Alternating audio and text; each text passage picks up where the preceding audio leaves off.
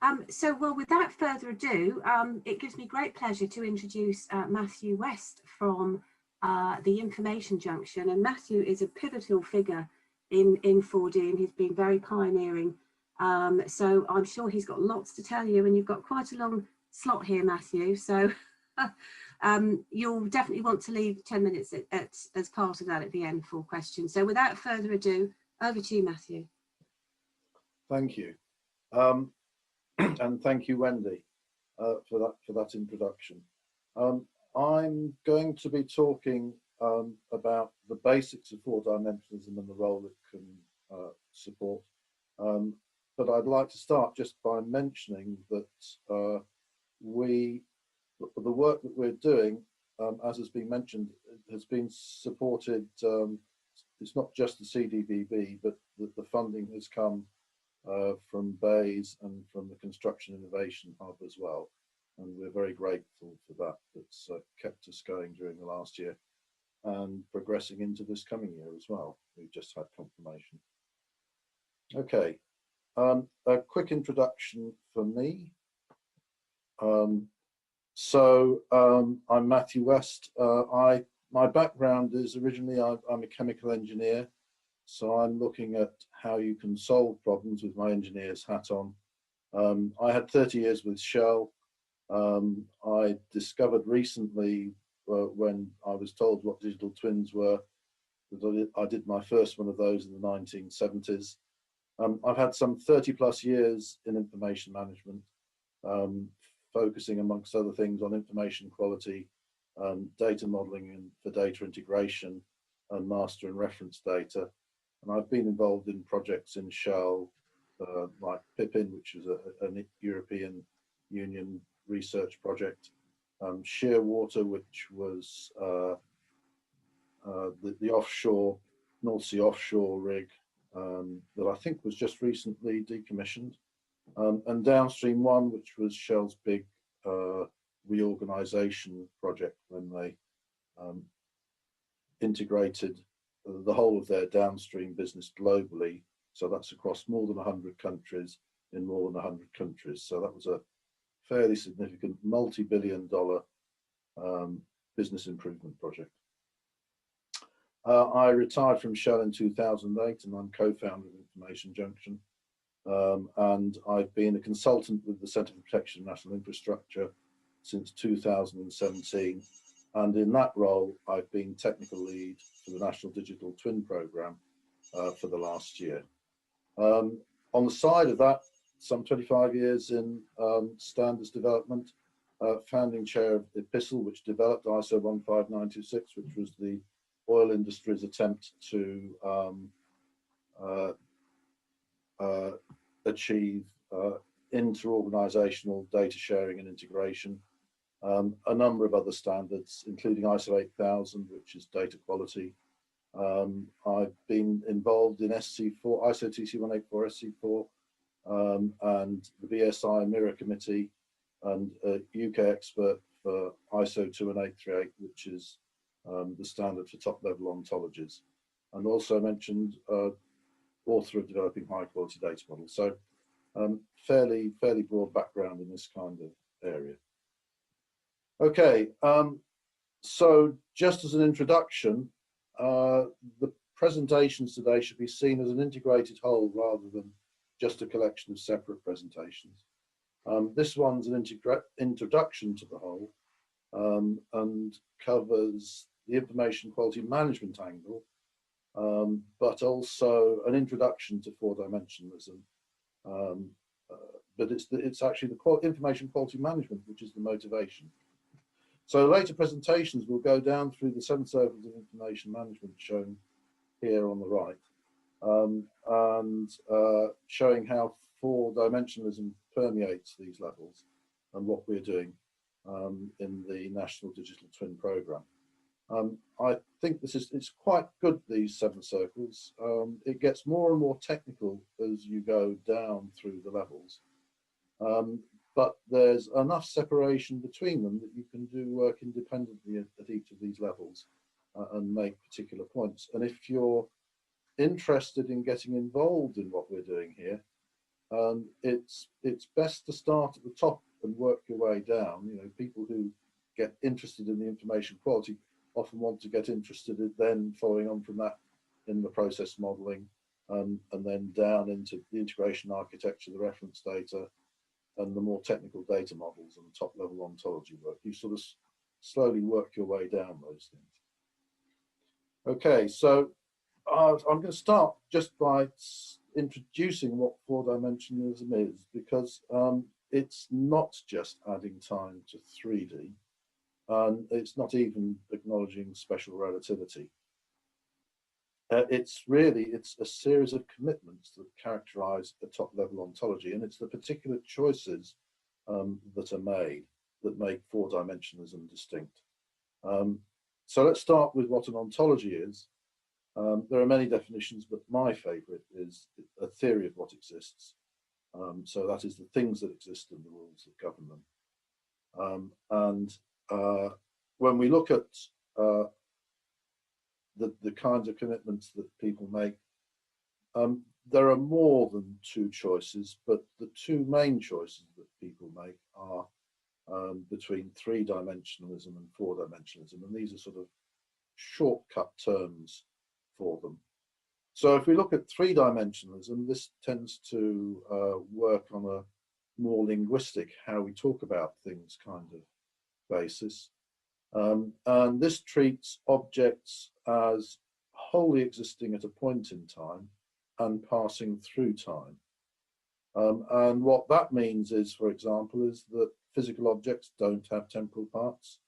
But it also means that different physical objects can coincide. So President of the United States and Joe Biden are coinciding at the moment. And the alternative to that is that we adopt is four-dimensionalism and extensionalism.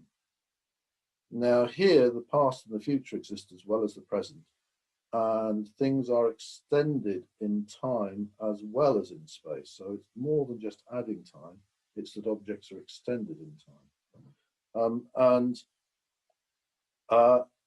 As a result, they have both temporal parts and spatial parts. So when two derivables have the same spatio-temporal extent, they are the same. That's what the extensionalism piece says. Now, extensionalism is a kind of a catch-all. There's actually a bit more behind that. So if we look at the work that was done in a framework for assessing an ontology's architectural choices that Chris Partridge led, then what we find there was that they found some 31 ontological choices that were made by various of the, I think, 37 top-level ontologies. Well, ontologies that someone considered were included top levels that we were given to assess. There's actually a particular aspect, which is stratification, which is how what characterizes a 4D ontology, and is really the extensionalism is a shortcut for this combination of choices. So the first one is that when you look at space-time, you can treat space and time separately or as one thing, and four-dimensionally treats those as one thing. You can treat locations as objects separately or as one thing. So can you take the object out of the location? Do you have two things, a location and an object that's in it? And again, it's unifying. The spatio-temporal extent is the object, and the object is the spatio-temporal extent. And you can't take the object out of the space that it occupies. Then you have properties and objects. Is there a separate object, which is the temperature of my hand, which is separate from my hand? Some people call these tropes. Or is that, again, it's the same spatio-temporal extent, so it's the same object, and again, four-dimensional is unifying. So it's something that has a temperature rather than it being a temperature. So then you have endurance and occurrence. So do you separate what I would call activities from physical objects? So that would mean, for example, that you would have one object as being you and another object as being your life, or do you combine those into one? And again, four-dimensionalism is unifying. And then you have finally the immaterial and material. A role like President of the United States, some people would think of as immaterial, and whereas a person like Joe Biden, they would think of as material. And do you separate those two so that they can coincide, or do you say there is just, or do you unify? And again, four-dimensionalism unifies. And we'll come back to how 4D deals with President of the United States in a couple of minutes. So the key thing here is that the benefits here that you claim for four-dimensionalism is parsimony at the cost of separation. And the question, and because normally you think that things should be as simple as possible with ontologies, but of course no simpler. So the question then is there a cost to this? Like, does that mean there's some information that we can't hold because we've done this simplification? And it turns out that the answer is no, that actually making these choices to unify these things doesn't result in there being information that you can't support. In fact, if anything, the evidence is that it improves your ability to do so. And of course, the other thing that it gives us is considerable rigor in being able to identify the kinds of things that you have. Because amongst other things, we have an identity basis. The extensionism gives us an identity basis for how we can tell whether things are the same or different.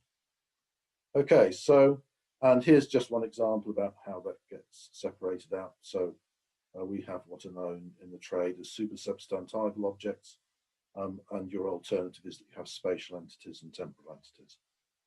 Okay. So we talked about approaches to President of the United States, and there are some here. If we look at Joe Biden, 3D might have three ways of saying that. One of them is that there's a physical individual and a social role or an immaterial object that is President of the United States. And these are coincidence whilst Joe Biden is President of the United States.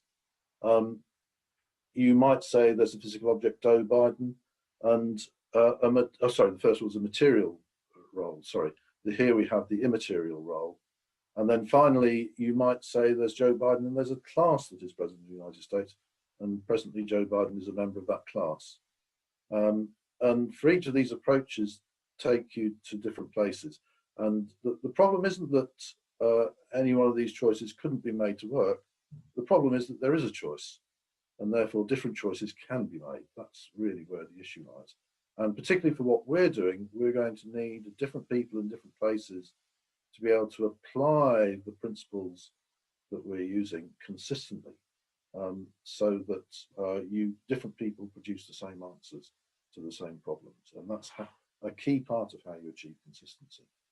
So in four-dimensionalism, this is quite straightforward. Things are their spatio-temporal extent. So we have Donald Trump, who for a period was President of the United States, and we have Joe Biden, who is President of the United States.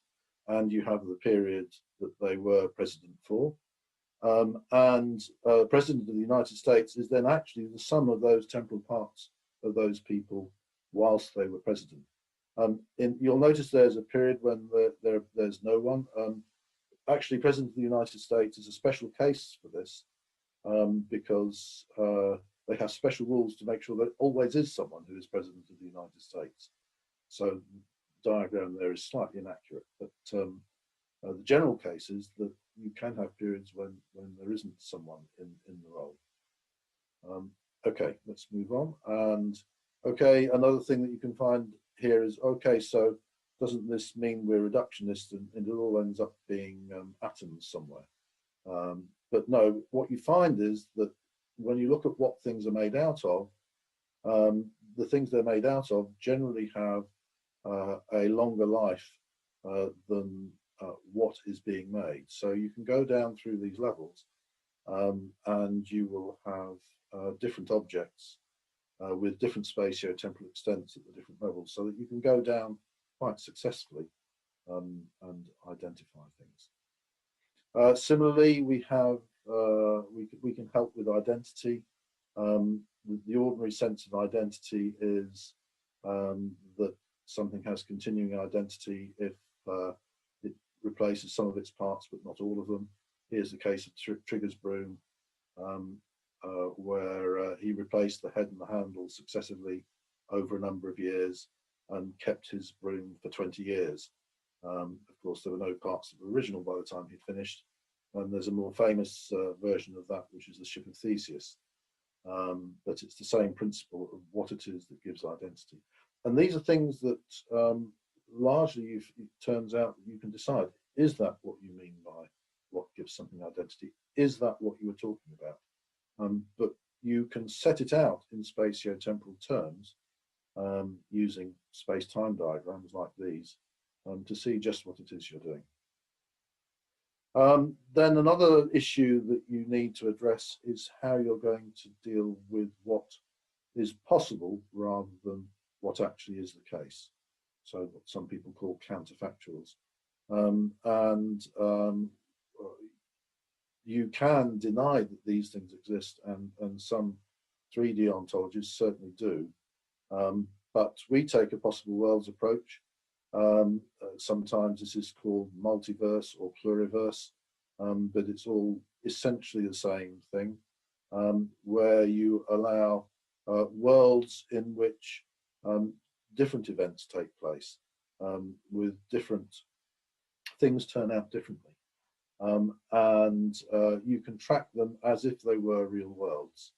A physical object in the possible world behaves exactly the same as a physical object in the real world, or the actual world, I should say. And that gives us a way to deal with plans and simulations and all sorts of important things that engineers and scientists need to look at. A key thing in 4D is mereology, and this is just the whole part relationship, and you need to understand how whole part works,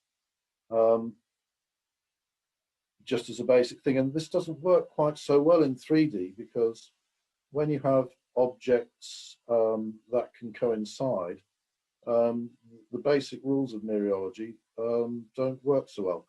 But what you'll have seen by now, hopefully, is that because we have extensionalism, that we just don't have a problem with mereology, and general extensional mereology just works for 4D. And the key thing is to pick it up and use it, which isn't to say that it's entirely a done deal. One of the things that's interesting when you get into ontology is discovering just how much that you would think of as common sense just hasn't been fully developed. And so the area of mereology has really only been made significant steps in the last, I don't know, 30 years or so, just over 30 years. And I think back to particularly when Peter Simons wrote his book Parts. Here's my book. The slides immediately beforehand are taken from this, and if you're interested in some further reading on an introduction, I would say, I would describe this as a sketch about how to use it, rather than going into the deep parts of the ontology. How do you apply four-dimensionalism to particular engineering problems dealing with things like systems? So the background to four-dimensionalism, and by this I mean the sort of the intellectual history, if you like. We've got a number of go back in history. You find that the Greeks were there first, but they're the ones that established the original 3D position, and indeed were not that keen on 4D, not thinking it possible in some cases that there could be any interest in more than 3 dimensions. When we move into the 18th century, we start to see some mentions of more than 3 dimensions, but really it's only with Minkowski in 1908 in his paper Building on and Tidying Up the Work of Einstein, developing 4-dimensional Minkowski spaces, which you get it. And I note this, the views of space and time, which I wish to lay before you, have sprung from the soil of experimental physics, and therein lies their strength. They are radical. Henceforth, space by itself and time by itself are doomed to fade away into mere shadows, and only a kind of union of the two will preserve an independent reality. Well, here we are more than a century later, and you can definitely say that there's still plenty of 3-dimensionalism about, but I don't think there's much question about which way the tide is flowing. I think that is one thing that is clear, which direction the tide is going. And if we look then at the first half of the 20th century, we see a small number of eminent people who have written around 4-dimensionalism. And then in the latter half of the 20th century, you see considerably more, and I wouldn't even think of listing 20th century texts there. It's just becoming commonplace.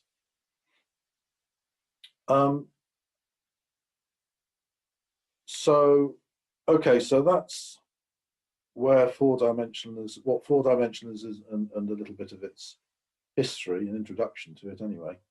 But what's our motivation? Why do we even care? Why is this just more than an interesting theory? And I think it's important. I mean, again, I lean on my background as an engineer, that our reasons are pragmatic rather than theoretical. So the work that we're doing really started with the publication of Data for the Public Good. This was in 2017 by the National Infrastructure Commission. And that made a recommendation that there should be a national digital twin, and therefore a national digital twin programme, and recommended the establishing of the Centre for Digital Built Britain, with the mission to establish the digital, deliver an information management framework that enabled the digital twin, allowing the alignment of industry, academia and government around this.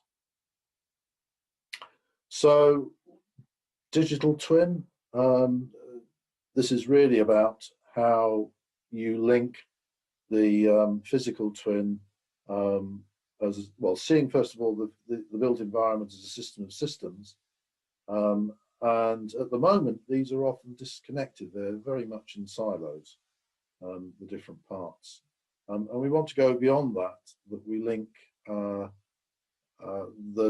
physical twins to the digital twins, and then link the digital twins so that we can make more effective use and link up, so that the separate physical system, that the siloed physical systems can be actually linked up, and benefits gained for the human flourishing. So we're here now, looking at the 7 circles. We're looking at the information quality management piece, because that's really what that's about. If you look at what information is used for, the main use of information is in supporting decisions. There's another use for information, and that's entertainment. But in business, that's not generally speaking a priority, although there are products, of course, in entertainment that are information. But anyway, we have design, we have commercial decisions, we have standards. All of these are things that are around information. Then we have films. You know, these are products, but they're digital products. Novels, And then you have things like education, which notice that these are not mutually exclusive. So one would hope that education was entertaining as well as helping people make decisions in their future. And again, training, I imagine at least, is slightly less entertaining than education, but again is aimed at supporting decision making. And of course, we're primarily interested with digital twins with this group here, the design commercial decisions and standards.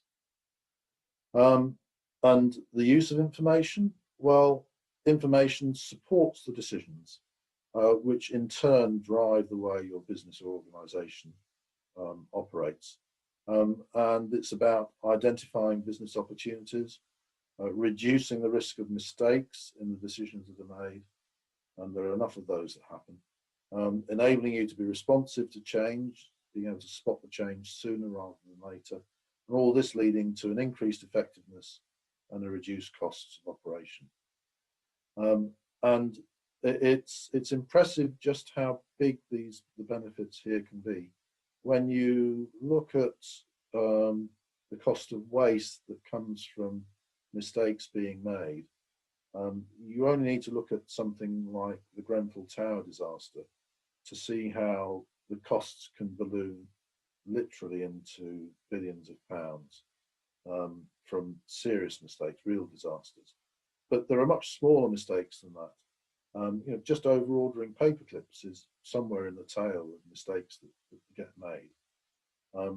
And when you look at the cost of waste, it turns out to be usually somewhere in the range of 20 to 30% of turnover. So just think of what happens in construction industry or in government and what that turnover is, and you get some idea of what the potential is for improvement. Now, you're not going to get all of that, but you can make some significant inroads with improved information management and the improved quality of information. So if we're looking at information quality and it being important that it's fit for purpose to support the decisions, what are the critical properties when you're making decisions? So, well, the first one is relevance, so it informs the decision being made. Then clarity, the meaning is unambiguous, otherwise it's really hard to use. It's accessible, but also you've taken care of security. So that means it's accessible to authorized users, but not accessible to unauthorized users. Consistency, and people use this word in different senses, but what I mean is the data is according to the same data model and reference data and identification scheme. And that's what means you can bring data together from different sources and just use it. And it's this which is the focus of why we're interested in 4-dimensionalism, by the way. And then provenance, you need to know who created the data, when and where did it come from. You have timeliness and completeness, which means that you have all the information available when the decision needs to be made. So either it's untimely or incomplete if it isn't there. And then accuracy, which isn't about how many decimal places, but actually how close to the truth the data is. And then finally, the cost, benefit, and risk analysis, which is the cost of the data justified by the benefit it gives in reducing the risks of mistakes and the benefits that arise. And so these are the things, and again, I think it's just key to focus that consistency and clarity are key for 4-dimensionalism, and relevance is something that we're going to come on to as well. How do you know what your information requirements are? But that's for the next talk. And of course, the green pieces are about the definition of data, and the blue pieces are about the data values that you're using. Okay, so if those are the properties you want to be able to manage and assure, then you need a quality management process to enable you to do that. And this is the outline of the ISO 9001 process. There are other versions that do the same thing, but this is the one that I like to refer to.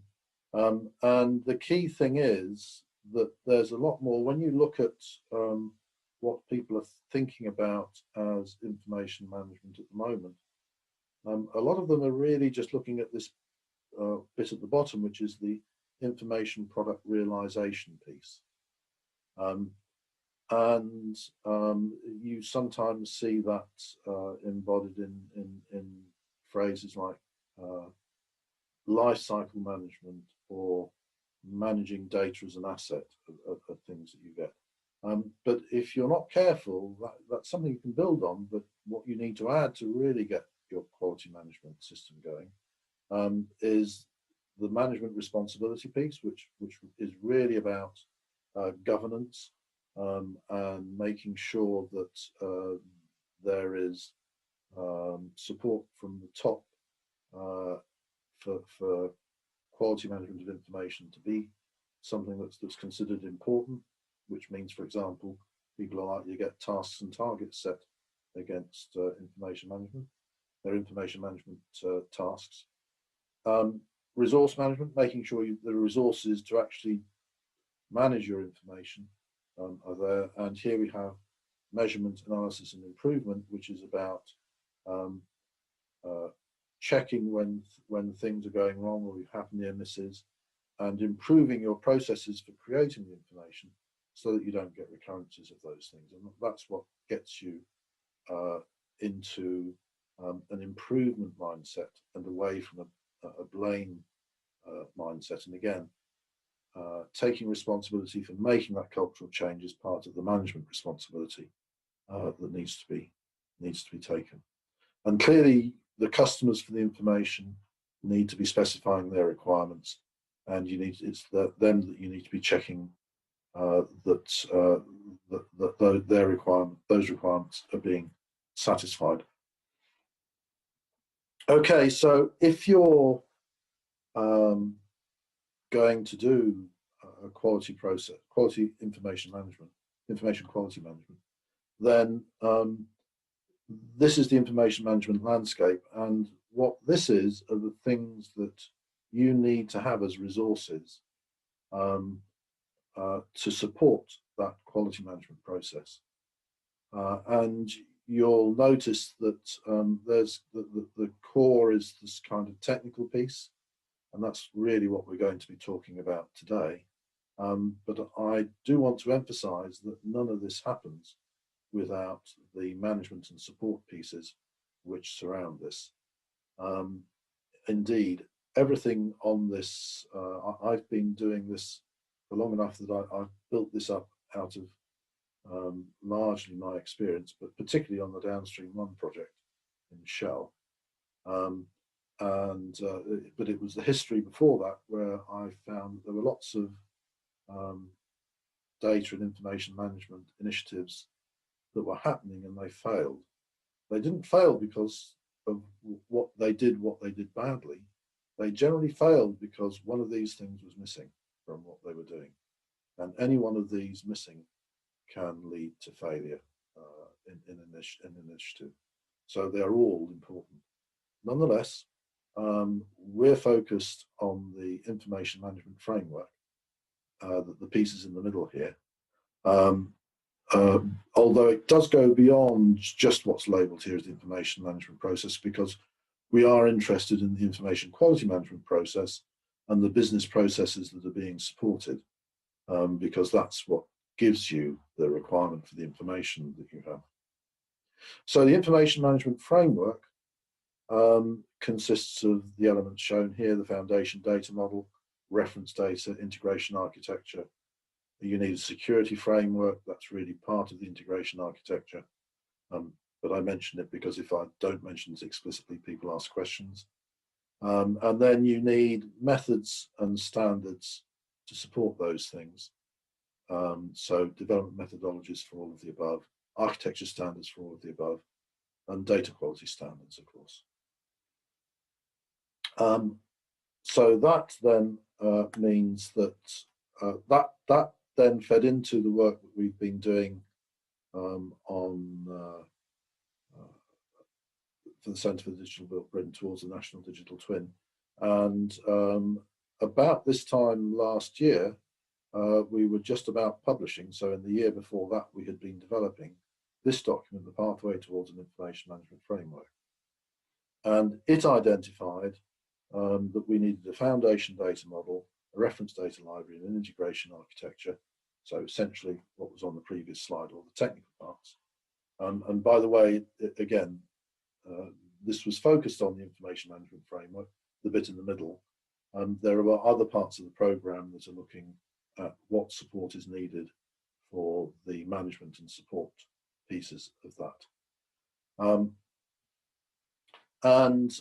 Here's a diagram taken from that, which shows the integration architecture.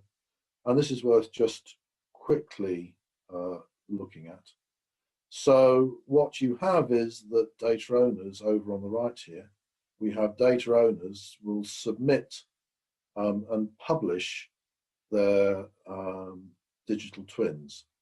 And this looks like it's a straightforward thing to do, but it's not really, because that means mapping their internal digital twins into the foundation data model and reference data library, which you see down at the bottom here. So that they're expressed in those terms, because remember the consistency thing? We need all these published digital twins to be consistent with each other. So they have to be mapped into the same data model and reference data.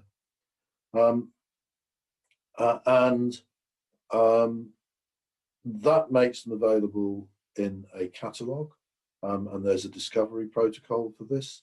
But that's not entirely straightforward, because for some digital twins, they will be available for anyone to use, and all you would need to do is log in to access it.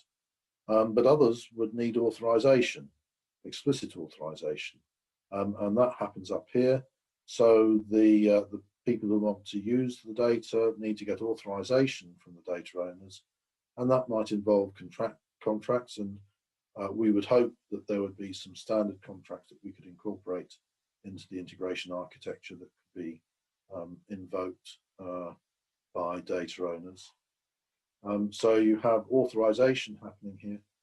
So there would be some digital twins that someone could see.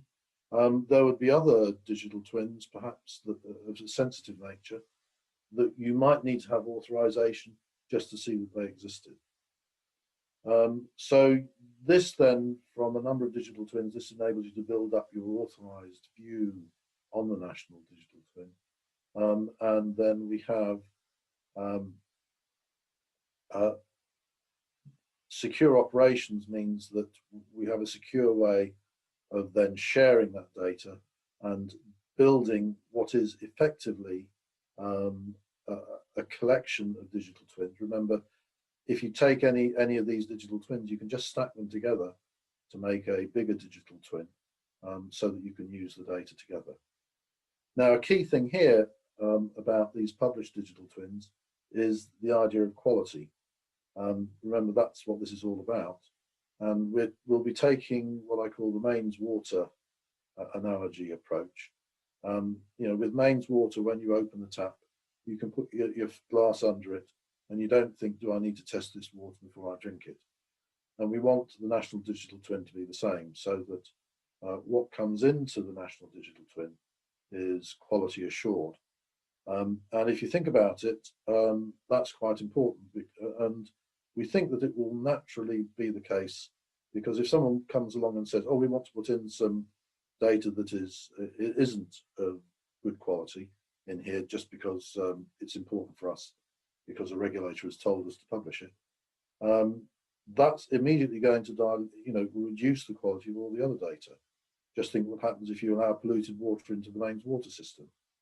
For that part of the water system that's been polluted, all the water is of poor quality, not just the poor quality data isn't isolated. And this is how it works, because it turns out that if people find some data of poor quality in a system, that affects their assumptions about that means they can't trust the quality of any of the data. So managing the quality of the data that's allowed into the National Digital Twin is going to be an important thing.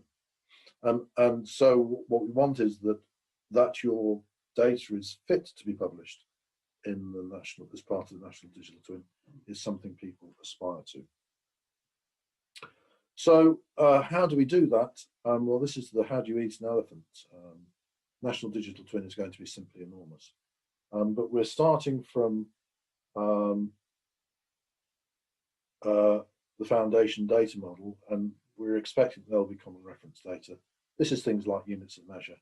And then out of that, we're going to build up what we're calling thin slices. And in a thin slice, you'll have some reference data that's already there that also applies to your thin slice. There'll be some new reference data that you need to support the thin slice, and you need to develop that in a way that means that it can be shared with other people as well after you. And then we have the thin slice, the digital twins in the thin slice. I think it's good to just get a sense of scale that we're talking about, you know, a few hundred classes in the foundation data model, a few thousand classes in the common reference data, tens of thousands of classes at least in the shared reference data, and you're looking at terabytes when it comes to digital twins. And one of the things that means is that you really don't want to be reworking stuff on the inside, because any changes you make close to the center affect everything outside it, and that has a huge cost.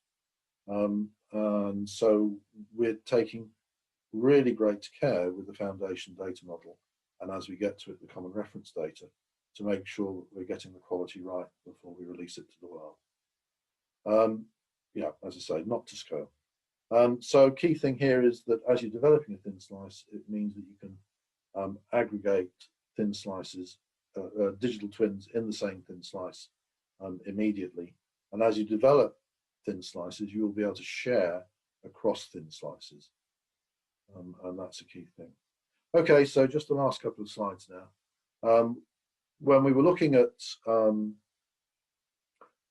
we did decide that we needed to do things, you know, do the due diligence when we were looking at top-level ontologies, and that we needed to make sure that our approach was explicit and that we weren't sort of, you know, just doing something hole in the corner. So we looked at what our requirements were for a top-level ontology, and we knew that we needed something that was rooted in science and engineering, was going to be extensible, was going to be stable, and you've just seen why that's important, and capable of consistent extension by different teams, because, you know, a small team is just never going to get to all of it. It's going to need to be able to go out and be doable by other people, and that it's something that can be passed on, not just one person's head, not all just governed by one person's head. So the ontological consequences of that are that we needed a top-level ontology that was principled and rigorous. Ontological, meaning that it was explicit about the commitments that it made, and actually highly committed, maximally committed, in fact, because that gives the least amount of wiggle room in terms of being stable and capable of consistent extension. We want the minimum number of different ways of saying the same thing. Clearly rooted in science and engineering, so i.e. rooted in realities, so a realist. It needed to be foundational, comprehensive in scope, which means it's categorical, and as simple as possible, but no simpler. So that means being generative, so that means that some elements, some objects can be inferred rather than just being the things that you're given. And then non-stratified, so choosing not to divide entities where this is an option. And then when we look at the ontologies that had top-level, that were top-level ontologies or had top-level elements to them, this is the list, and you'll see why they're scattered as we show how they came into. So we divided them between the ontological and the generic, and then the highly committed ones, and by now we've got rid of most of the ones that are on the page. and indeed the ones now here are the ones that are usually considered to be the most serious top level ontologies. Then those that were foundational versus linguistic, and then categorical. So these are the ones that claim to cover life, the universe, and everything. And then those with some form of generation, so that from the objects that you're given to start with, you can infer other objects. And then finally, those that have no stratification. And you'll not be surprised to learn that all those in that inner circle are four-dimensionalist. And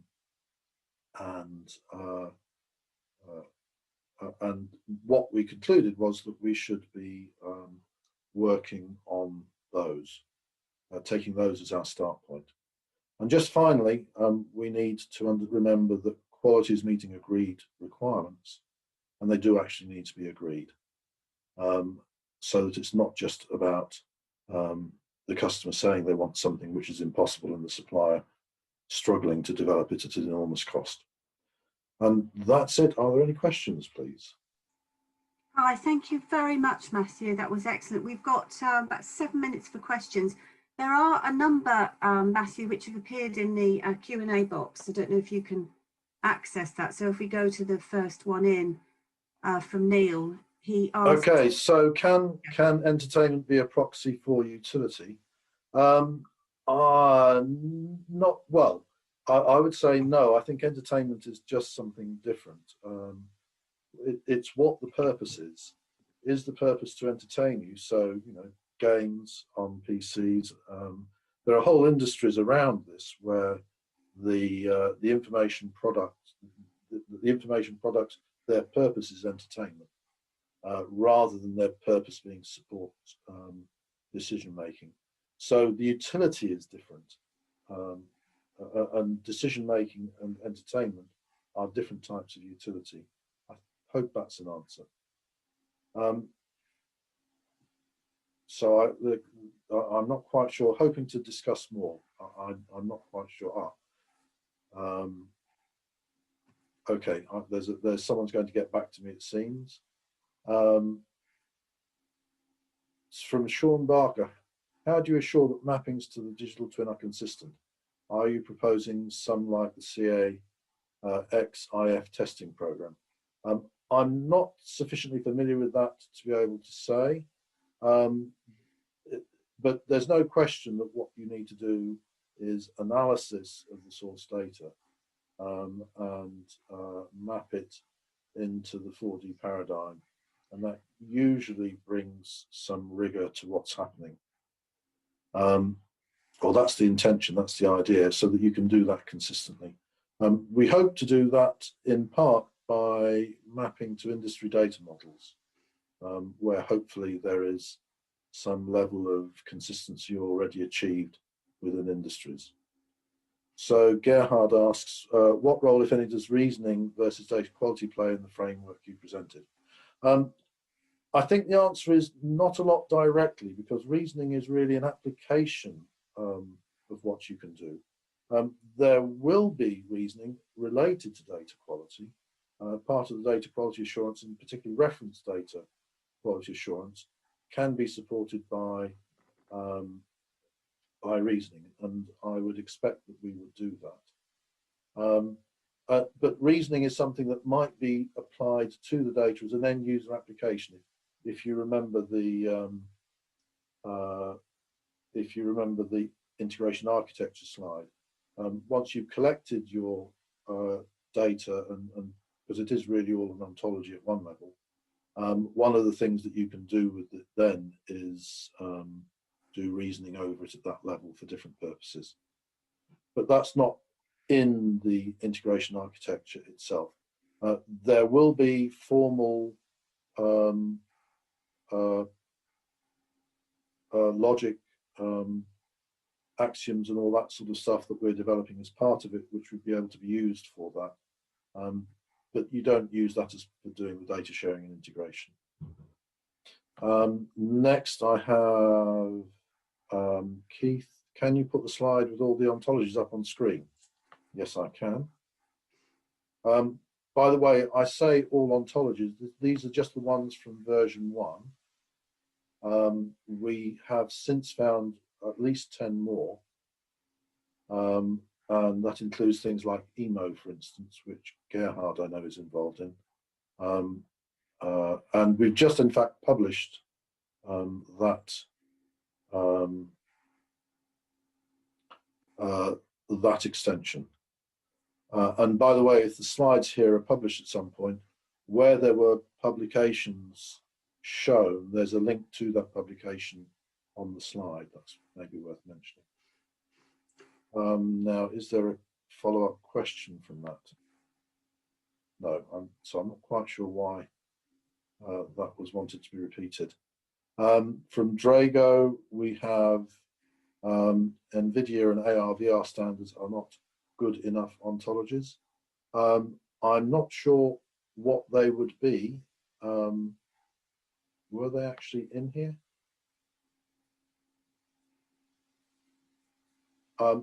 They're just unknown to us, I think, as far as I know. So if you'd like to send us details of those, we'll add them.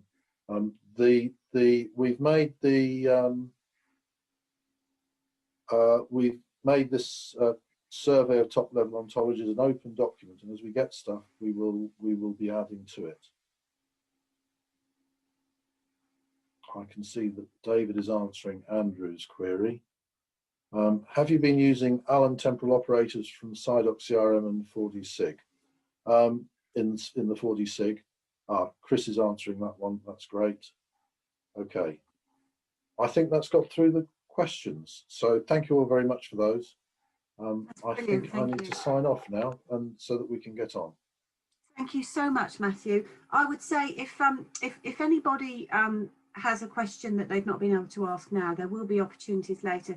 Plus, you can pop a question into Q&A or any comments into chat, and we will keep those and we will forward those on post this event to our key academics such as Matthew, etc. So please don't feel that you won't have that opportunity. So without further ado, I'm delighted to introduce our next speaker, who is Alistair Cook from Critical Insight Security Limited. Alistair is going to talk about 4-dimensional process modelling for information requirements. So half an hour with 10 minutes questions, which will take us to 11:20, and then we'll have a 15-minute coffee break.